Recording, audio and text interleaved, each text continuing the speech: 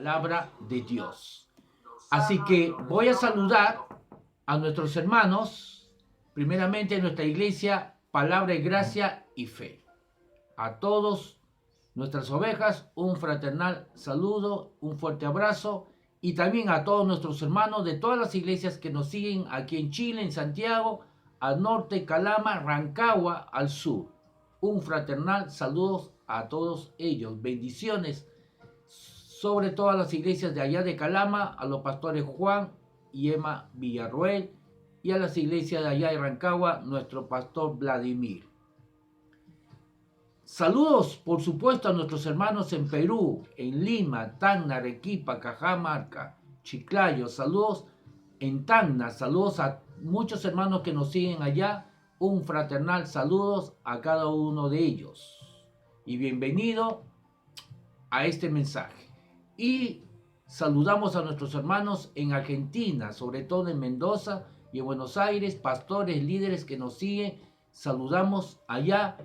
Y también sabemos que hay 2 radios que están en Mendoza, que están transmitiendo, reproduciendo nuestros mensajes en audio y en video. Saludos a todos allá en Argentina, Mendoza y en Buenos Aires. Un fraternal saludos y bendiciones para todos ustedes. Y atentos al mensaje, porque la palabra de Dios nos tiene un poderoso mensaje que nos va a fortalecer, nos va a dar luz, revelación, para que podamos caminar en victoria, la victoria que Cristo Jesús ya nos dio. Y una de las cosas que la palabra de Dios nos enseña es que debemos enseñar una vez y otra vez y otra vez, dice, precepto sobre precepto, enseñanza sobre enseñanza, ejemplo sobre ejemplo, una y otra vez, hasta que podamos recibir ese rema, esa luz que toque a nuestro corazón y entender, para que produzca el cambio, no solamente en nuestras mentes, sino en nuestras vidas, en nuestro actuar. Y así podemos caminar en toda la potencialidad que tenemos en Cristo Jesús.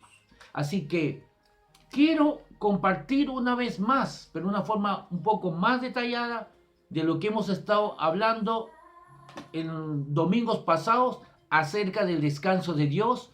Voy a detenerme un poco más despacio, más detallado, y vamos a ver otras cosas, más luz, más entendimiento en cuanto a este tema, y vamos a entender por qué es importante que todo hijo de Dios entienda qué significa entrar y vivir en el descanso de Dios. Para ello vamos a Génesis capítulo 1 rápidamente, y lo voy a leer en la Nueva Traducción Viviente, NTV, de una forma rápida. Usted lo puede leer en la Reina Valera, prácticamente es lo mismo.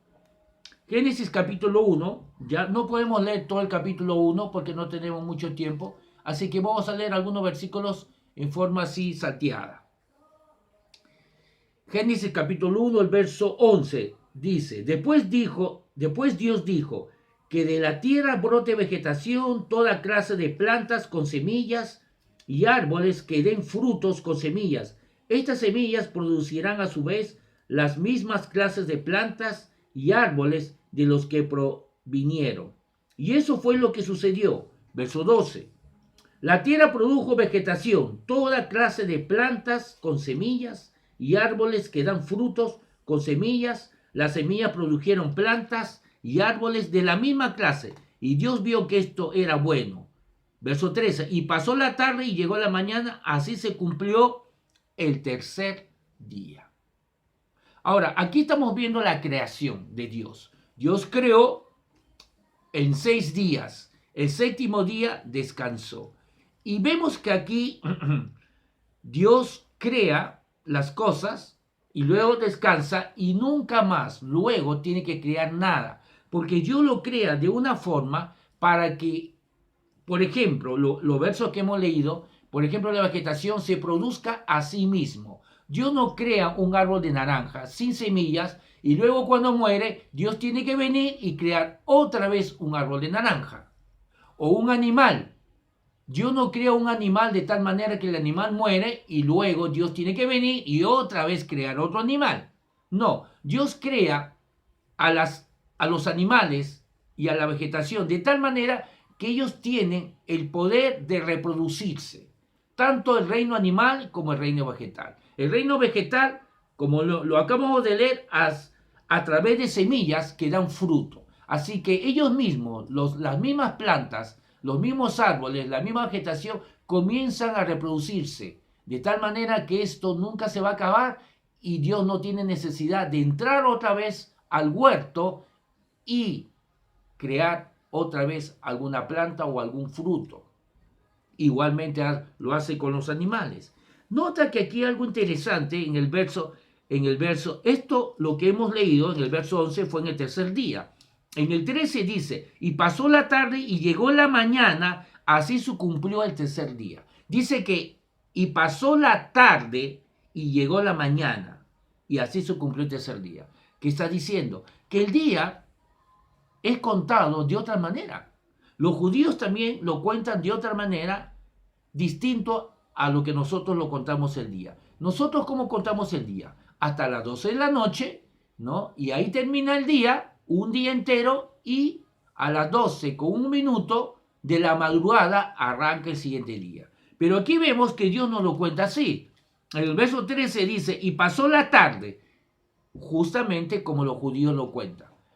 El día para el judío comienza a las 6 de la tarde, cuando oscurece, cuando se oculta el sol, ¿ya? Y termina justamente hasta, si ustedes cuentan 12 horas, termina justamente y llegó la mañana, así se cumplió el tercer día.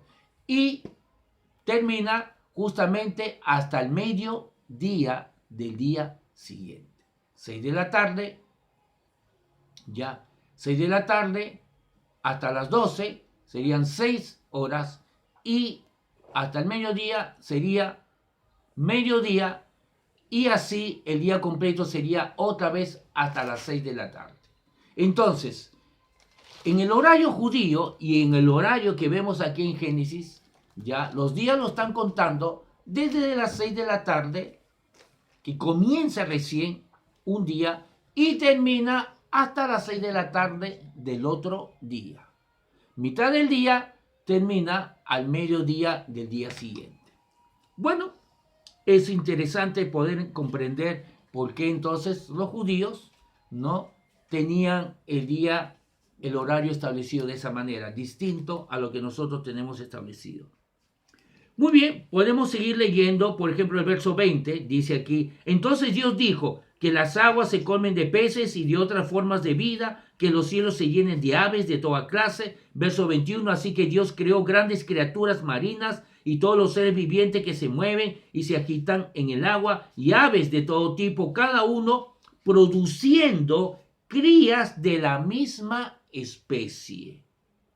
Y Dios vio que esto era bueno. Entonces, verso 22, Dios los bendijo con las siguientes palabras: sean fructíferos y multiplíquense, que los peces llenen los mares y las aves se multipliquen sobre la tierra. Verso 23, y pasó la tarde, ahí es donde se oculta el sol y comienza un nuevo día para Dios y para el horario judío, y llegó la mañana, así se cumplió el quinto día, hasta las 6 de la tarde del otro día. Y así se cumplió el quinto día.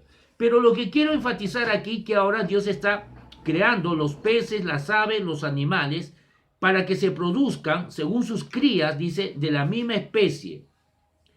Y luego lo mandó que sean fructíferos y se multipliquen. Entonces, esa es la manera que Dios crea los animales y las aves, la vegetación, de tal manera que Dios no tiene que otra vez crear un animal más o un árbol más. No, porque le da la capacidad para que ellos mismos se reproduzcan. Ahora, a diferencia de los que creen de la evolución, ellos piensan que un árbol de naranja, ¿no?, evolucionó cientos o miles de años para que así el árbol recién pueda producir naranja. O sea que los evolucionistas piensan que el árbol de naranja no fue un árbol de naranja en un inicio, sino que pasaron miles de años para que luego se vuelva un árbol de naranja con capacidad de dar naranjas. Cosa que aquí lo dice en una forma muy distinta. Pero vamos a continuar, tenemos que acabar, vamos al verso 28. Luego Dios los bendijo con las siguientes palabras: sean fructíferos, perdón, vamos al verso 26. Génesis 1:26.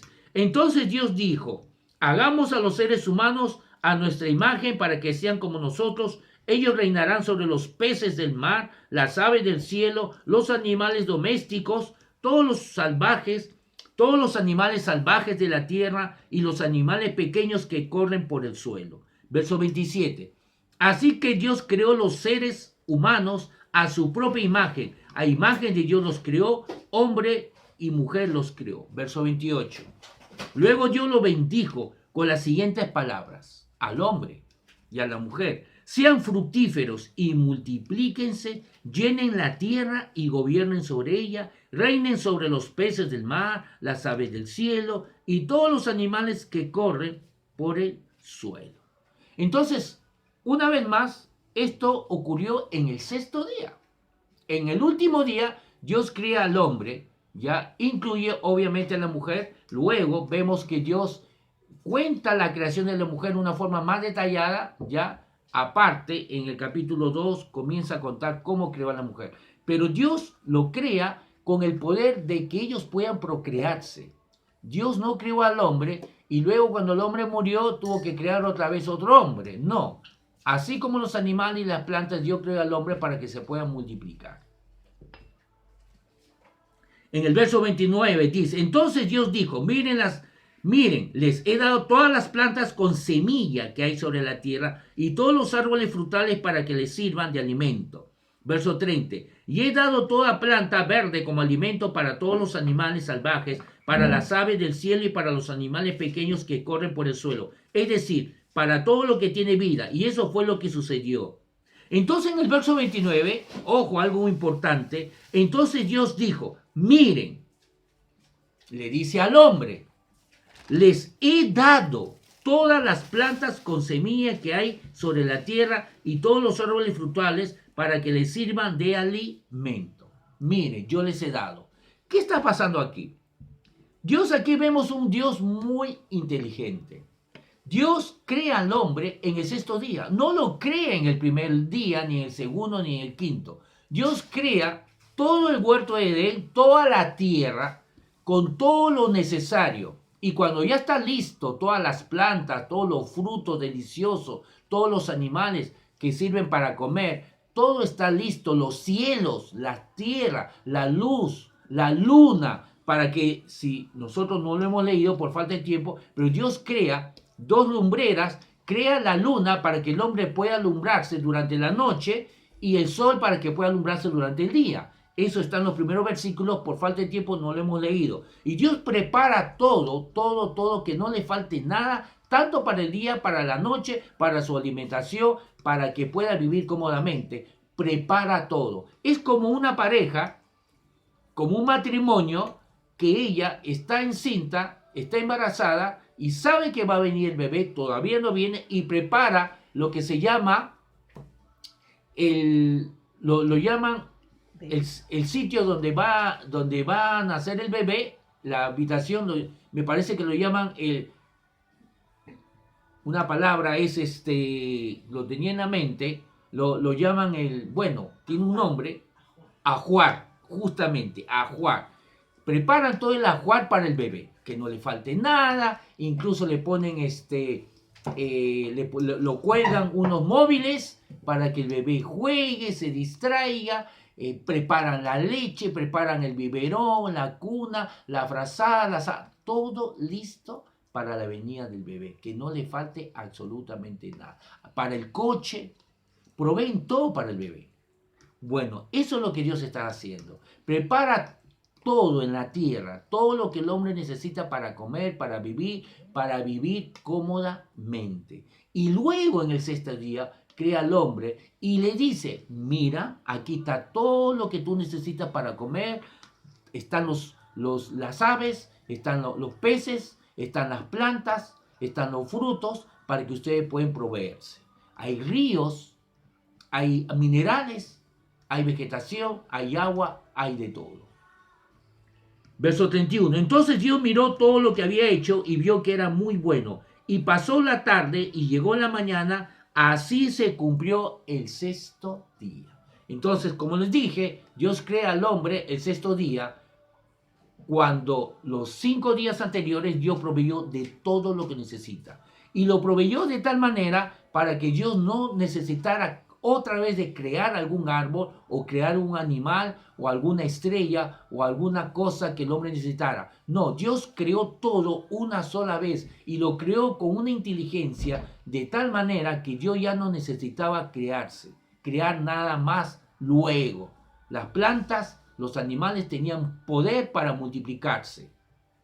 Igual el hombre, para multiplicarse.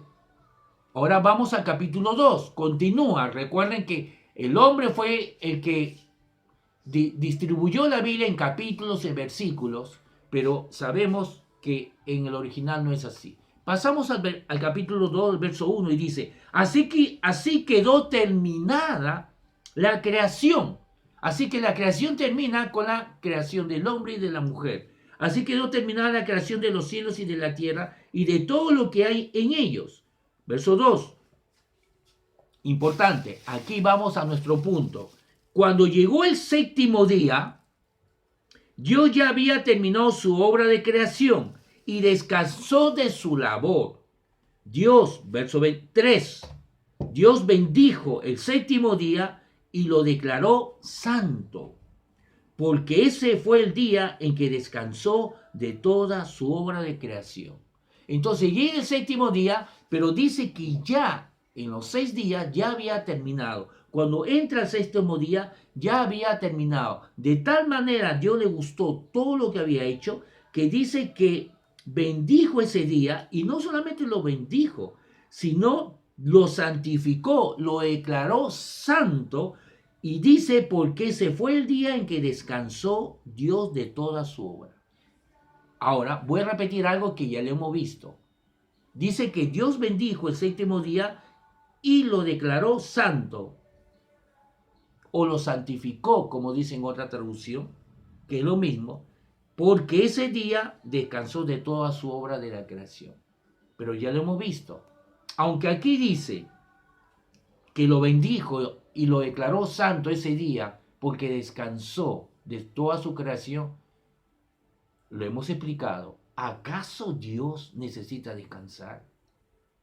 ¿Acaso Dios se cansó físicamente? ¿Tendrá un cuerpo físico que se cansa y tuvo que descansar? Le hemos visto en Isaías, nos vamos a ir, pero en Isaías capítulo 40, lo puedes ver el verso 28, dice, ¿no has oído? ¿No has entendido que Dios tiene una sabiduría que nadie lo alcanza? ¿No has oído que Dios no se cansa ni se fatiga, pero Él da fuerza al débil y fortalece al cansado?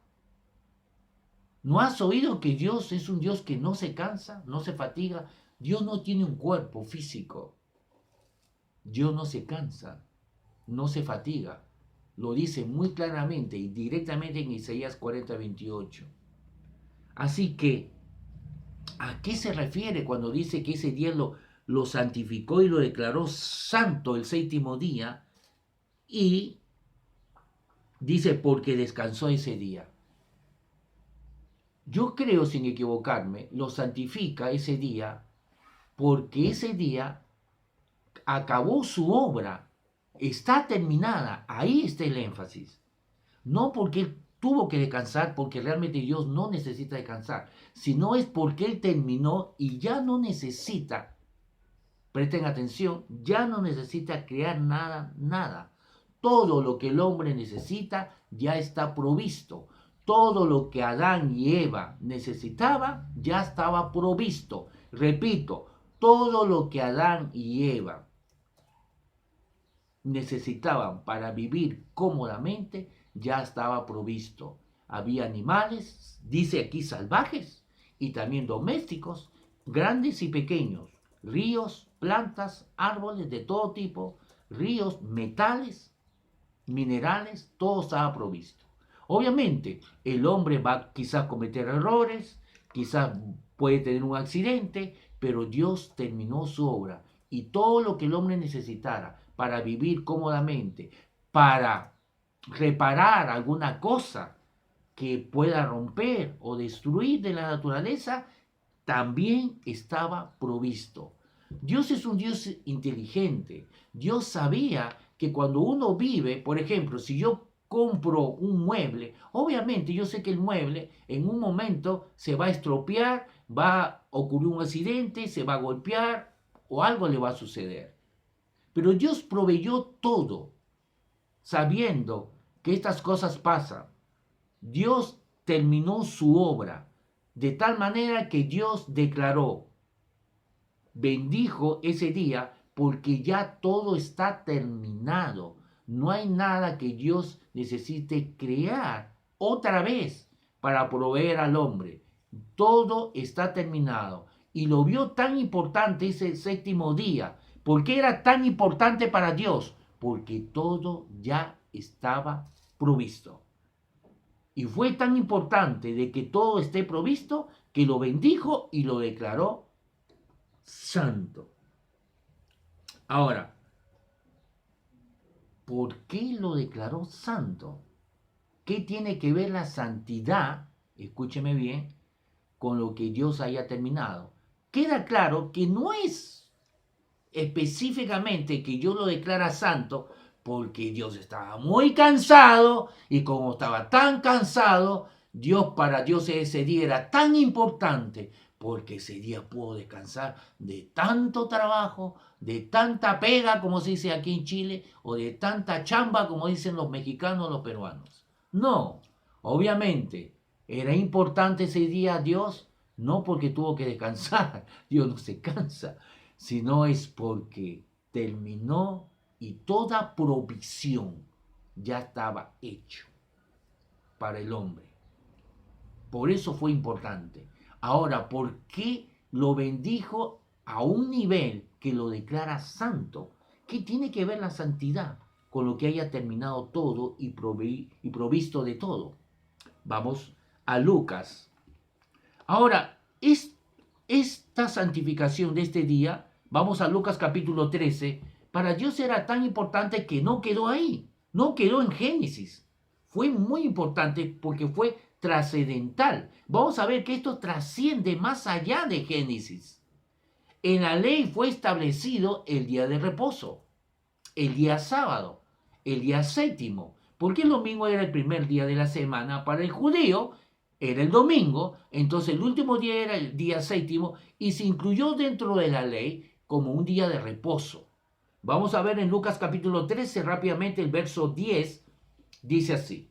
Una de las historias en cuanto Jesús tuvo que liderar con el día de reposo porque Jesús sanó muchas veces, varias veces, el día de reposo, hizo muy buenas obras, sanidades y milagros y otras cosas, pero él recibió mucha acusación, mucho ataque por haber hecho bienes a la gente el día de reposo.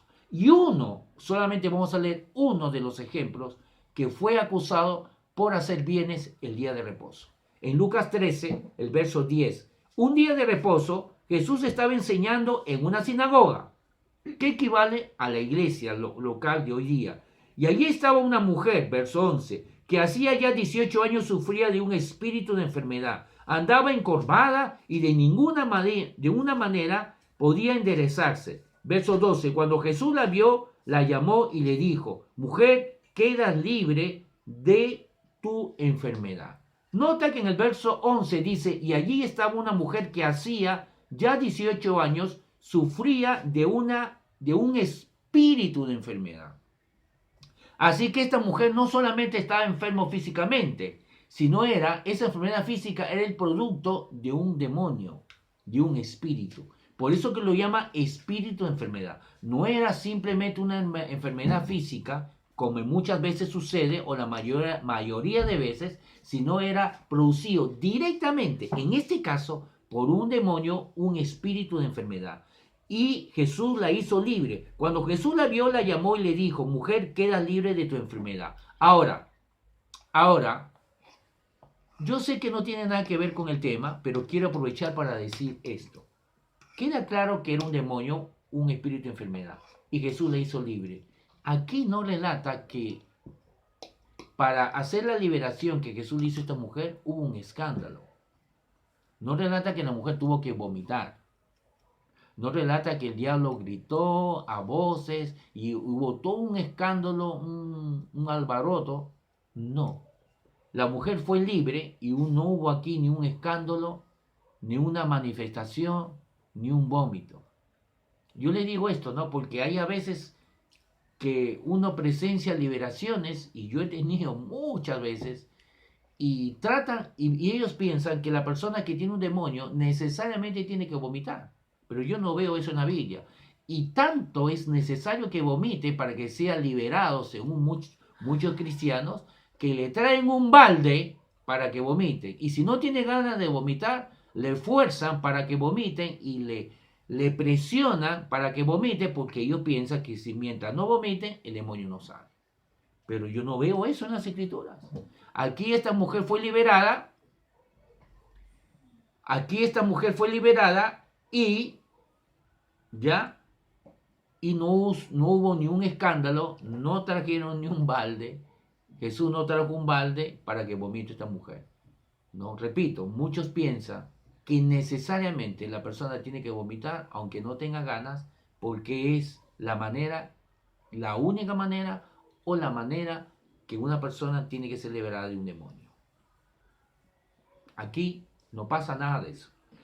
Verso 13. Y en el mismo instante en que Jesús puso la mano sobre ella, la mujer se enderezó y comenzó a glorificar a Dios. Entonces, primeramente, echó fuera el demonio y luego puso las manos y ella se enderezó.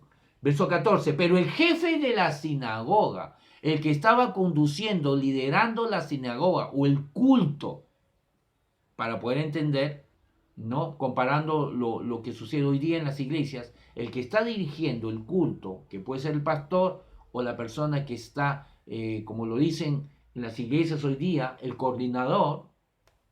Pero el jefe de la sinagoga se enojó porque Jesús la había sanado en el día de reposo. Así que le dijo a la gente, hay 6 días en los que se puede trabajar para ser sanados. Vengan esos días, pero no en el día de reposo. Mira, se enojan con Jesús porque Jesús lo sanó ese día. Diciendo, tienen 6 días para sanar y se le ocurre sanar justo hoy día que es sábado. Tienen 6 días. Vengan esos días y no hoy día. ¿Qué tal ignorancia, no? ¿Acaso Jesús está sanando sin autorización de Dios? ¿Alguien podría sanar a alguien o ser instrumento de Dios sin que Dios le dé la pasada, la autorización, el visto bueno? Toda sanidad, todo poder viene de Dios. Jesús caminó como hombre. Sabemos que Jesús se despojó de su divinidad y es por ello que era necesario que Jesús fuese ungido. Sabemos que Lucas dice que Jesús fue ungido, que el Espíritu Santo vino sobre él cuando Juan el Bautista lo bautiza en agua en el río Jordán. El Espíritu Santo viene en forma de paloma y es bautizado y es ungido. El mismo Jesús en la sinagoga abre el libro en Isaías y él dice, esto se ha cumplido, el Espíritu Santo está sobre mí y me ha ungido para hacer milagros, sanidades. Así que Jesús caminó como hombre y tuvo que ser ungido. La unción, el poder, viene de Dios. En Lucas 5 dice que la unción de Dios estaba sobre Jesús para sanar. Así que si Jesús sanó a esta persona, fue por autorización de Dios. Así que este hombre de la sinagoga, al enojarse con Jesús por haber sanado a esta mujer, realmente lo que estaba haciendo era enojarse con Dios. Le está diciendo, Dios, estoy enojado contigo. ¿Cómo se te ocurre, Dios, sanar a esta mujer? Por favor, Dios. Por favor, Dios. Tienes 6 días para venir a sanar. ¿Por qué se te ocurre, Dios, venir aquí a sanar el día sábado? Qué ridículo suena, ¿no? Pero eso es lo que está pasando. Este hombre se enoja con Dios porque Dios está sanando a esta mujer. ¿Quién no somos nosotros para decirle a Dios cuándo sanar o cuándo no sanar? Es bastante ridículo. Amén. Ahora, miren lo que Jesús les dice. Entonces el Señor le dijo, hipócrita, Jesús, ¿Acaso cualquiera de ustedes no desata su buey o su asno del pesebre y lo lleva? El pesebre, justamente donde Jesús nació, es un establo. Y lo lleva a beber aun cuando sea día de reposo. Hipócritas, ¿acaso uno de ustedes, si ve que su asno, su buey, tiene sed, por más que sea el día de reposo, ustedes lo llevan a tomar agua? Verso 16. Y a esta hija de Abraham, que Satanás había tenido atada durante 18 años, ¿no se le habría de liberar? ¿Cuánto, aunque hoy sea el día de reposo? En otra palabra, Jesús está diciendo, si ustedes, hipócritas, desatan a sus animales, y son animales, y le dan de beber agua y lo llevan a beber agua, a pesar que es el día de reposo, ¿cuánto más esta hija de Abraham tiene derecho a ser desatada de la atadura de Satanás? O sea, ¿qué es lo que está diciendo Jesús? Está diciendo que una hija de Satanás tiene más derecho que un animal.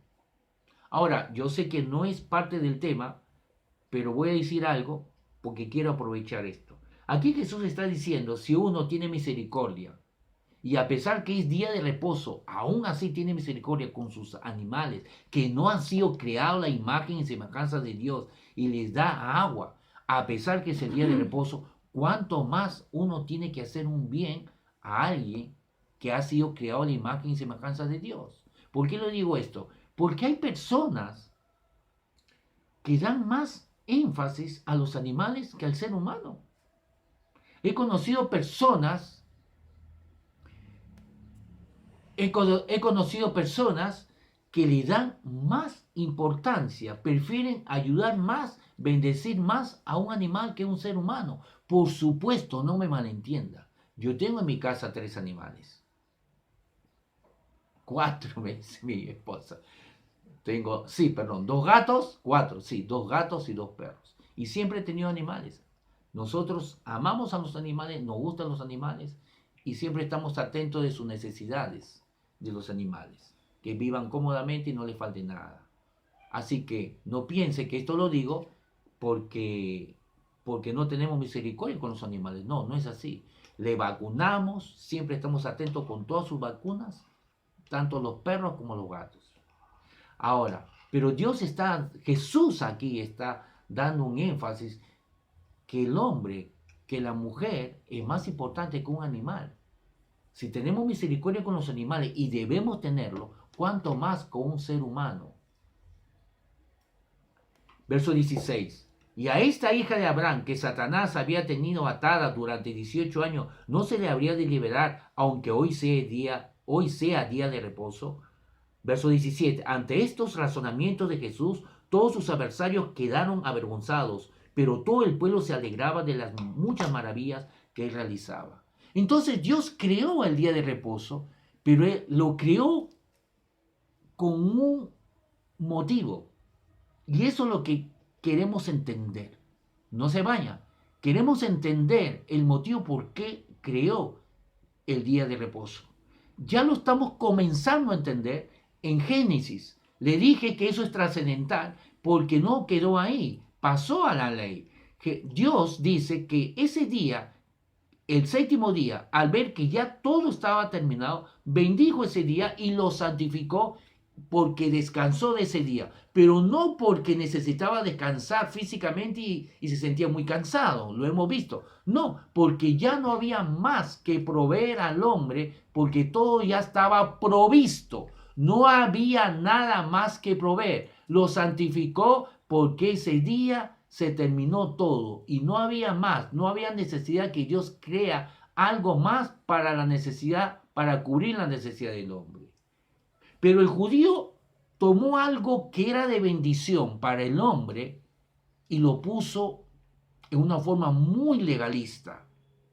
Tan legalista que en vez de ser de bendición, lo volvió atadura para el hombre. Repito, algo que Dios creó para bendecir al hombre, el judío, el fariseo, lo tomó esta bendición y lo transgiversó y lo volvió, en vez de ser bendición, sacó la bendición y lo volvió una atadura. ¿Por qué se vuelve una atadura? Porque cuando el hombre necesitaba ser liberado en el día de reposo, el fariseo, tomando la ley del día de reposo, quería impedirlo,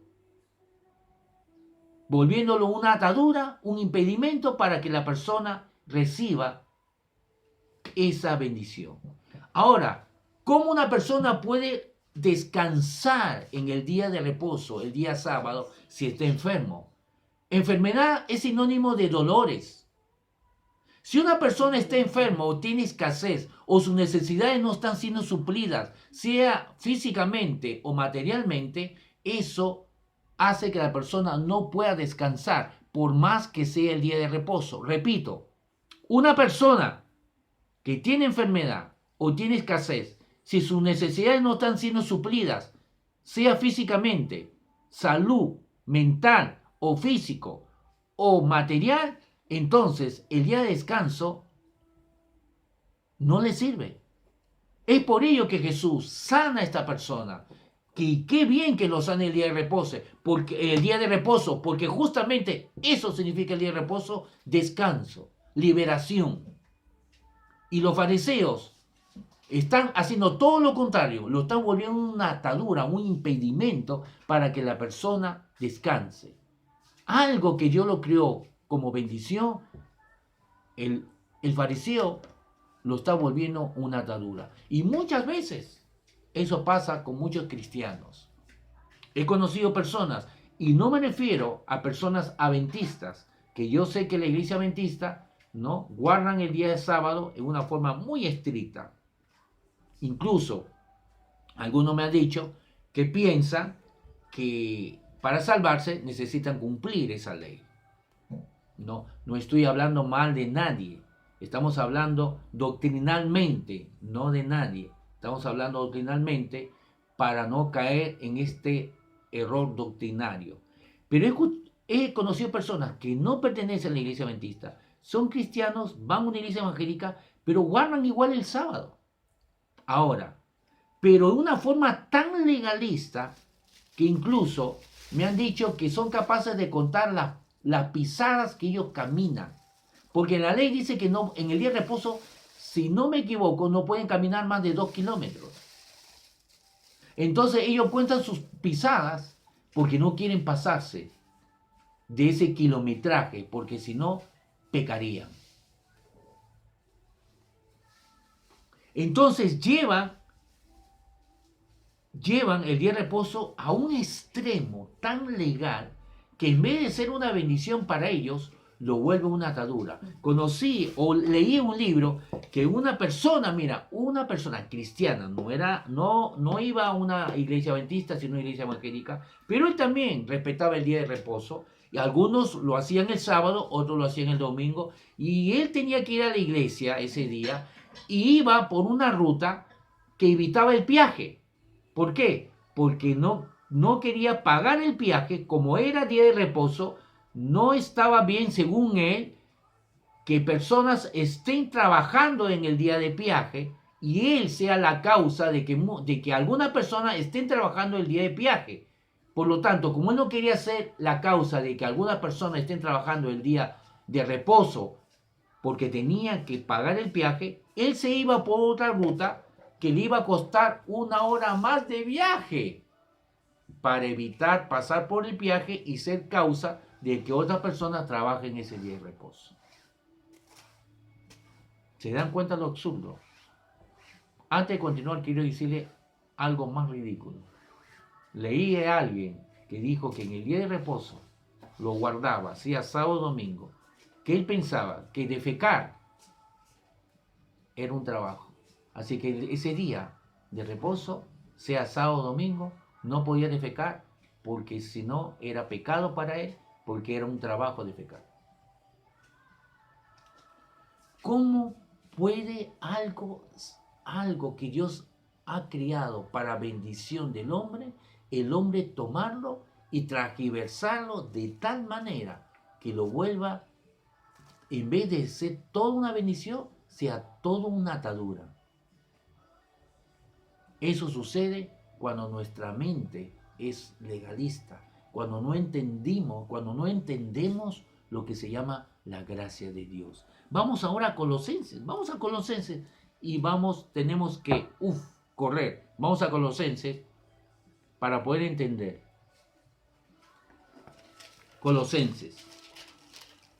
¿Qué significa realmente el día de reposo? Colosenses, el capítulo 2. Colosenses, el capítulo 2. Colosenses, el capítulo 2.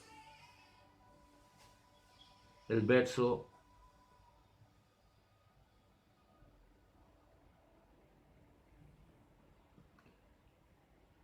podemos leerlo del verso 14, está hablando acerca de lo que Jesús hizo en la cruz.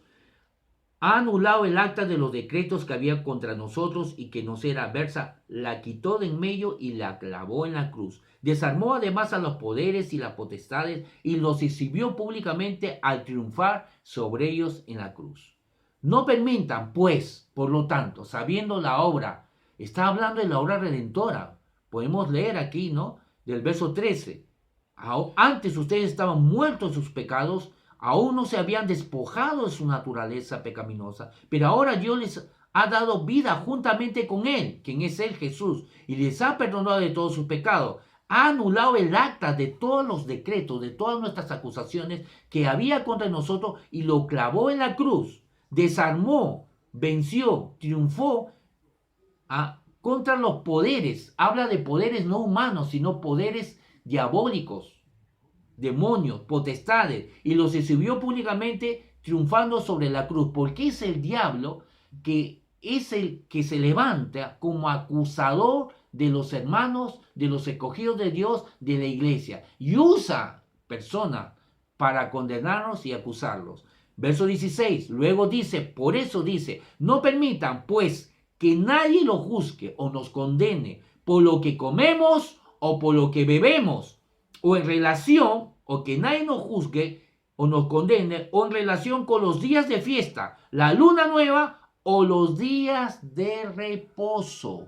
Entonces dice, por lo tanto, sabiendo que Jesús murió en la cruz y ya hemos nacido de nuevo, ya hemos sido justificados, no permite que nadie nos condene, nadie nos juzgue por comida que comamos, por bebida que bebamos, o relación a días que no celebramos, días de fiesta, de luna nueva o otros festivos como días de reposo. Continúa, verso 17. Todo esto, la comida, la bebida, las fiestas que los judíos celebraban y respetaban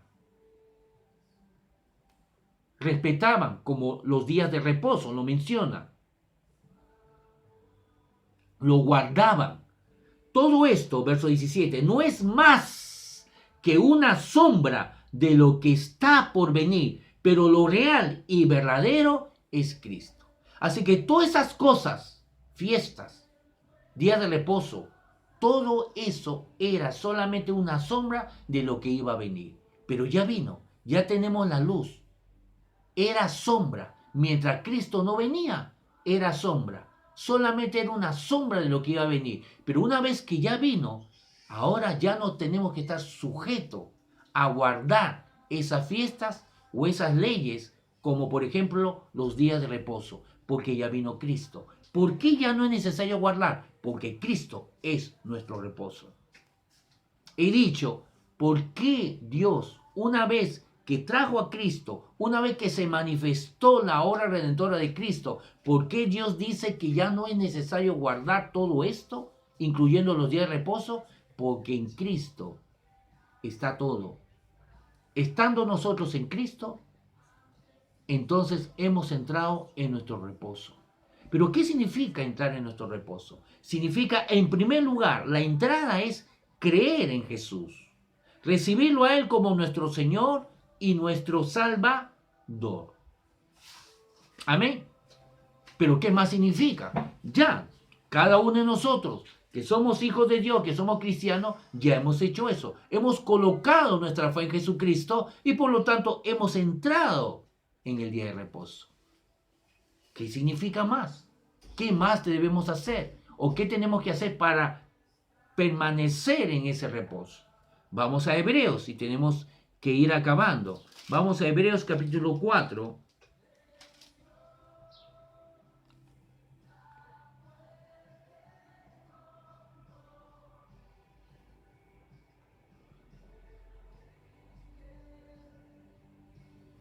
Vamos a Hebreos, el capítulo 4, nos dice así. Lo voy a leer en la Nueva Traducción Viviente. Hebreos capítulo 4, el verso 3, nos dice así. Rápidamente, tenemos que descender. Hebreos 4, el verso 3, nos dice así.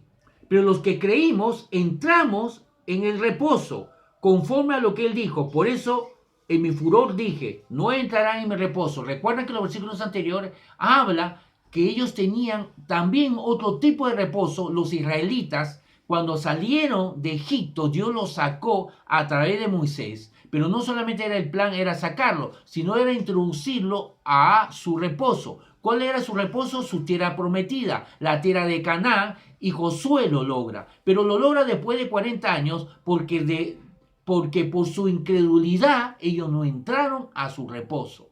Pero luego la palabra de Dios nos dice que realmente no era el reposo definitivo que Dios tenía preparado para el pueblo, porque Dios lo levanta a David después de Moisés, después de Josué, cuando ya Israel ya estaba viviendo y reinando en su tierra de Canaán, y levanta y profetiza que venía un día de reposo, anunciando otro día de reposo. Porque realmente entonces lo que Josué hizo no era introducirlo a un verdadero día de reposo, sino era todavía una sombra de lo que iba a venir. Y David declara realmente el verdadero día de reposo que iba a venir. Verso 3, pero lo que creímos hemos entrado en el reposo conforme a lo que él dijo. Por eso en mi furor juré, no entrarán en mi reposo, porque ellos por su incredulidad no entraron al reposo que era la tierra de Canaán, aun cuando sus obras estaban acabadas desde la creación del mundo. Recuerden lo que hemos leído en Génesis capítulo 2. En cierto lugar, Génesis 2, se dice así del séptimo día. Dios reposó de todas sus obras en el séptimo día. Como ven, fue trascendental Génesis 2. Lo que Dios hizo de santificar ese día fue trascendental porque lo lleva, el autor de Hebreos lo lleva hasta los últimos tiempos. Porque ellos estaban viviendo los últimos tiempos. En cierto lugar se dice así, del séptimo día. Dios reposó de todas sus obras en el séptimo día. Verso 5. Y una vez más dice, no entrarán en mi reposo. Se refiere, ya sabe, está haciendo un paralelo con los israelitas que no entraron en la tierra de Canaán y con los hebreos que ahora deben entrar al reposo definitivo, al verdadero. ¿Cómo entran? Colocando su fe en Jesucristo. Verso 6. Por lo tanto, y puesto que aún falta que algunos entren en el reposo, el verdadero reposo, y como aquellos a quienes primero se les anunció la buena nueva, a los primeros, los israelitas, en el tiempo de Josué, la buena nueva no entraron por causa de su obediencia, los israelitas, donde el líder era Josué. Vuelve a determinarse un día, ahora, en el tiempo de los hebreos, cuando Jesús ya murió y ya resucitó. Verso 7. Vuelve a determinarse un día, hoy, al decir después de tanto tiempo, después de tantos cientos de años, que el pueblo de Israel no entró por su incredulidad a la tierra de Canaán, vuelve a determinarse un día, hoy, al decir después de tanto tiempo, por medio de David, les dije, si ustedes oyen hoy su voz, no endurezcan su corazón. Si José les hubiera dado el reposo, no habría hablado después de otro día. De modo que aún queda un reposo para el pueblo de Dios, para el pueblo, la iglesia de Dios. Verso 10, porque el que entra en su reposo, reposa también de sus obras, como Dios reposó de las suyas. Aquí viene lo que debemos entender, amados hermanos, para poder acabar. Vuelvo a leerlo. Verso 9. De modo que aún queda, David se levanta y declara, después de lo que había pasado con la tierra de Canaán, que no entraron por su incredulidad a su reposo, que era solamente una sombra, David declara que viene un día de reposo y se refiere a la redención de nuestro Señor Jesucristo. Verso 9. De modo que aún queda un reposo para el pueblo de Dios, porque el que entra en su reposo reposa también de sus obras, como Dios reposó de las suyas. Como Dios reposó de las suyas. Dice que todavía queda, le dicen los hebreos que no han creído en Jesucristo, que todavía queda un reposo. Y deben entrar a ese reposo porque el que reposa descansa de sus obras como Dios descansó de sus obras. Porque el que entra en su reposo reposa también de sus obras como Dios reposó de las suyas. Pero para que Dios repose de sus obras, como nosotros tenemos que reposar de las nuestras, Dios reposó de sus obras porque ya estaba todo terminado. Para que nosotros nos mantengamos. Sí, nosotros ya hemos entrado al reposo, porque para entrar al reposo hay que creer en Jesús. Pero hay que creer en qué? En que Jesús murió y resucitó, que ya está todo terminado. Él dijo en la cruz, tetelestai, todo está provisto. Dice que nosotros tenemos que reposar de nuestras obras como Dios reposó de sus obras. Para que Dios repose de sus obras, Él tuvo que terminar todo. ¿Qué significa terminar todo? Proveer de todo, que no falte nada. Para que nosotros podamos descansar en nuestras obras, tenemos que creer en Jesús, que Él ya proveyó todo. No que va a proveer, sino que ya lo hizo. Tenemos que creer que en cuanto a la sanidad, en cuanto a la prosperidad, en cuanto a nuestra paz, en cuanto a todo nuestro vivir, ya está provisto. Si tú sigues orando, por ejemplo, para que Dios haga algo, entonces no estás creyendo como deberías creer. No es la forma correcta. Oramos para recibir, como Adán y Eva, cuando entraron al huerto de Edén, ellos no oraban a Dios para que Dios le dé una naranja. No oraban a Dios para que Dios le dé una chuleta, o alguna fruta, o agua, o algunos minerales. No, ellos tenían que tomar. La oración es para que nosotros, y la palabra, no es para que Dios haga algo por nosotros, sino para que sepamos lo que Él ya ha hecho por nosotros. Estudiamos la palabra no para que Dios haga algo por nosotros, sino para que sepamos lo que Dios ya ha hecho por nosotros. No oramos para que Dios haga algo por nosotros, oramos para que Dios nos guíe a su provisión que ya está hecha. Si Julio Pérez, tu vecino, no es salvo, o algún familiar, no deberías orar para que Dios lo salve. Repito, si Julio Pérez, cualquier persona, estoy inventando un nombre, no es salvo, no deberías orar para que Dios lo salve, porque Dios ya lo salvó. Si oras de esa manera, si estás orando de esa manera, entonces no estás creyendo como deberías creer. A pesar que has colocado tu fe en Jesús, no estás descansando. Orar de esa manera no es descansar. Entrar en el reposo significa descanso. Descansar significa es creer que ya está todo provisto. A tu alrededor está todo lo que tú necesitas. Tienes que creer. Por ejemplo, si Julio Pérez no es salvo o algún familiar no es salvo, tienes que creer que Jesús ya lo salvó.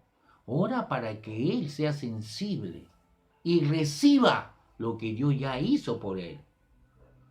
Oremos para que Julio Pérez sea tocado, para que Julio Pérez sea sensible al toque de Dios, para que responda con un sí a lo que Dios ya ha provisto para su salvación.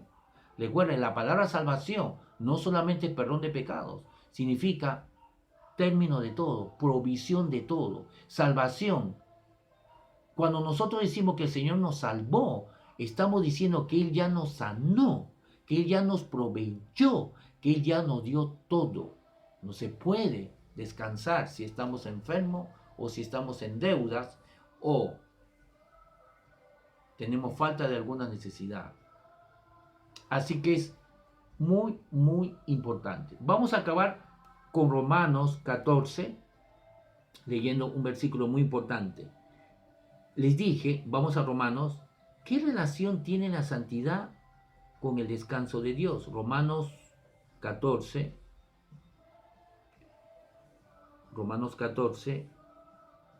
¿qué relación tiene la santidad con el descanso de Dios? ¿Por qué en Génesis, que fue trascendental, tanto que lo pusieron bajo la ley, el día de reposo, el descanso de Dios, y vemos en el Nuevo Testamento que el autor de Hebreos, supuesto Pablo, lo lleva también y menciona Génesis, hablando del reposo, refiriéndose que Jesús es nuestro reposo y debemos entrar en el reposo colocando nuestra fe en Jesús como nuestro Señor y Redentor, como el que consumió todo, terminó todo para nuestro descanso.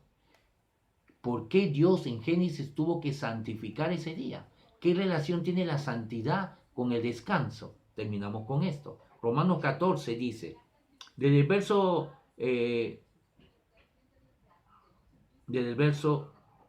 podemos leerlo, del verso 22. Tú tienes fe, tenla para contigo delante de Dios.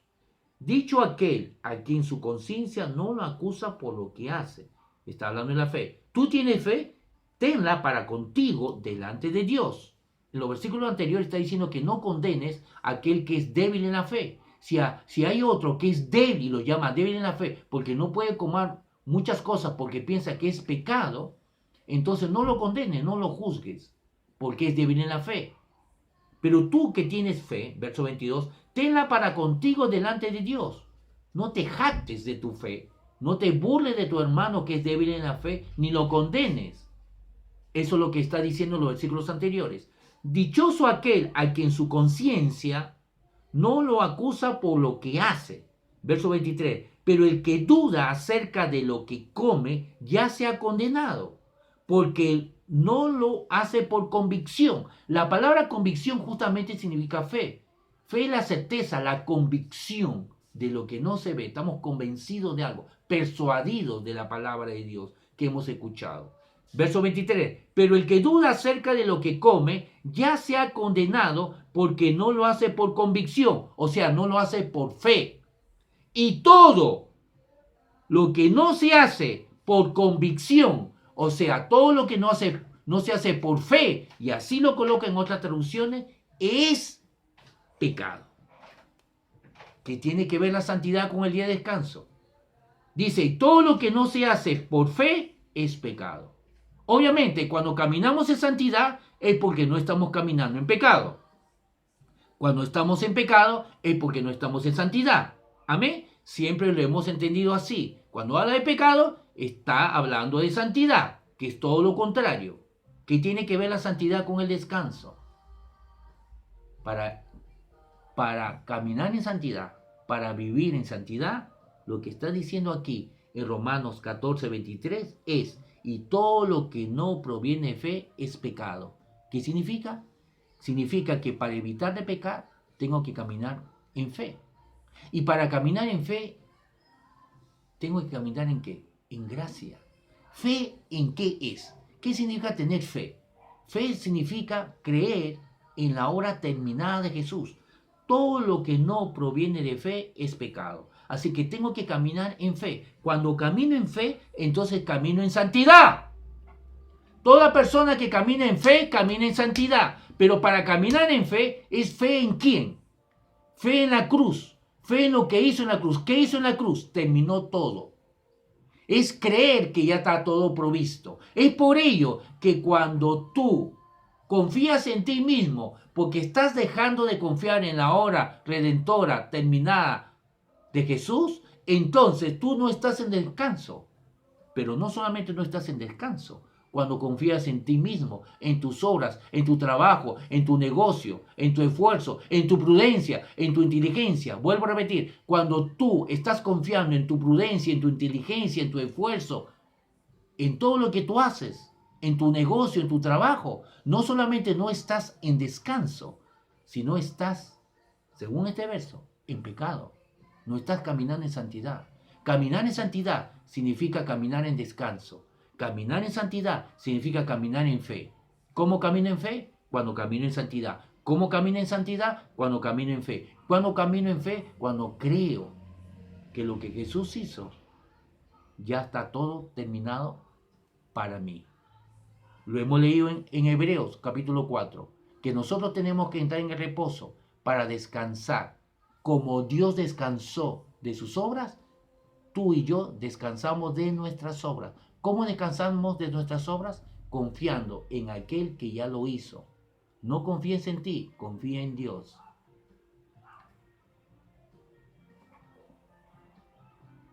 Repito, ¿queremos caminar en santidad?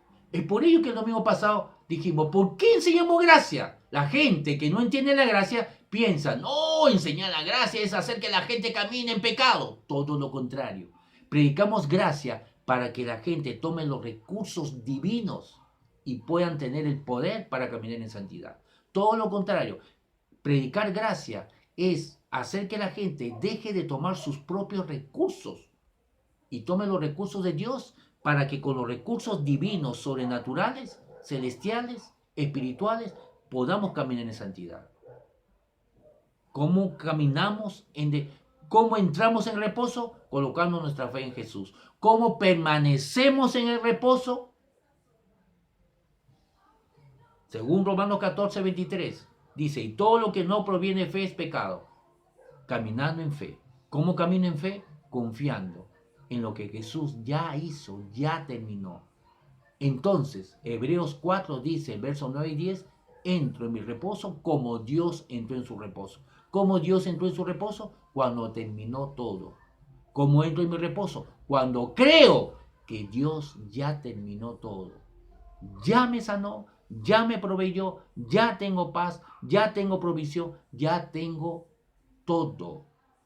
Debes esforzarte, dicen Hebreos, por entrar en el reposo. ¿Cómo me esfuerzo? Entendiendo que ya está todo terminado.